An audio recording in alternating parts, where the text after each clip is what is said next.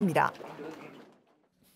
예, 현재 이유미 씨는 윗선 지시가 있었다면서 이준서 전 최고위원을 지목한 것으로 파악이 되고 있죠. 그러나 이 전 의원이 이를 부인하고 있기 때문에 두 사람 중에 하나는 거짓말을 하는 것으로 볼 수가 있습니다. 결국 검찰이 진상을 가려내야 할 상황입니다. 서울 남부지검에 나가 있는 취재기자 연결해서 수사 속보를 전해드리겠습니다. 김태영 기자, 검찰이 검사를 추가로 투입해서 수사 속도를 내고 있다고 하는데 이준서 전 최고위원에 대한 조사 계획은 어떻게 됩니까?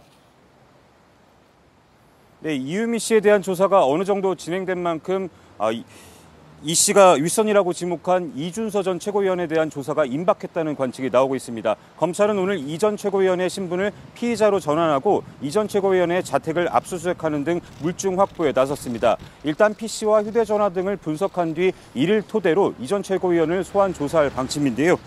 특히 이유미 씨와 진술이 엇갈리는 만큼 두 사람 간 대질신문 가능성이 주목됩니다. 예. 국민의당 윗선으로 조사가 확대될 가능성에 대해서는 어떻습니까? 검찰 분위기가?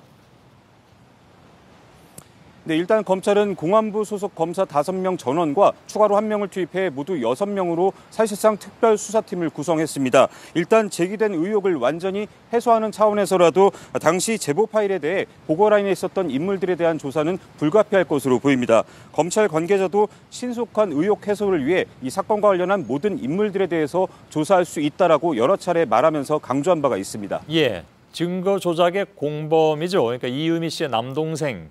역시 검찰 조사를 받았다고요? 그렇습니다. 어제와 오늘 두 차례에 걸쳐서 조사가 이루어졌습니다. 이 피의자 신분인 이 씨의 남동생은 이 조작된 음성 파일에 등장하는 목소리의 주인공입니다. 이 조작 과정을 전반적으로 아는 만큼 당시 제3자가 개입했는지를 밝혀줄 핵심 인물이기도 합니다.